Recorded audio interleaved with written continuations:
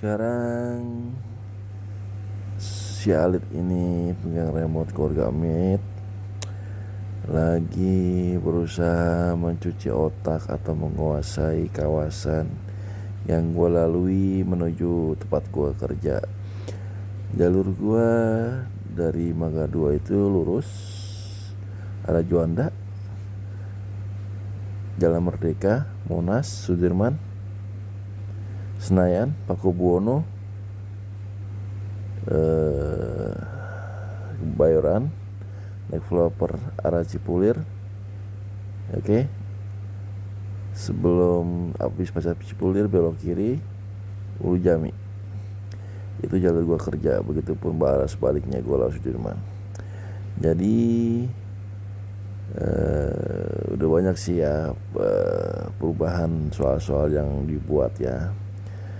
Yang soal baru-baru yang buat mencuci otak orang. Dan gue perhatiin kemarin banyak yang ada juga yang meninggal di situ. Pasti bilangnya karena penyakit itu, karena penyakit kiriman. Betul, penyakit kiriman. Tapi jadi buat kalian kalau melalui jalur situ gak perlu kaget para korban, dan gak perlu kalian tuh bermain permainan dukun jelek saat ini, karena percuma juga kalian ketika ditempel larian itu nggak ada gunanya. Semua itu remote dikendalikan. Cuma di saat kalian berpikir atau bergerak sesuai keinginan dia yang dia mau, supaya syarat aja gitu, supaya syarat, dan seolah-olah berkat kalian begitu apa yang ditempel orang itu dilepas gitu. Dan kalian pikir dengan kalian memberitahu orang-orang seperti harus nahan napas, contoh harus buang ludah atau jalan ludah gitu. Ketika jalan ludah, orang akan ludahnya akan ada di hidung korban gitu. Hey, goblok. Pengen kalian jangan sampai begitu. Itu berlaku karena ketika si Alit tempel di kambing hitamnya ludah si Alit itu. Dan ketika orang sesak napas, itu mungkin berlaku di kalian ketika kalian berpikir itu bisa melepaskannya, tapi nggak di gua.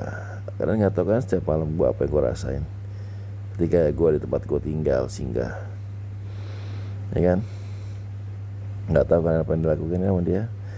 Entah itu buat soal baru, tanya jawab, atau nyiksa gue dengan mencoba-coba ya ilmu dia, bisa nafas.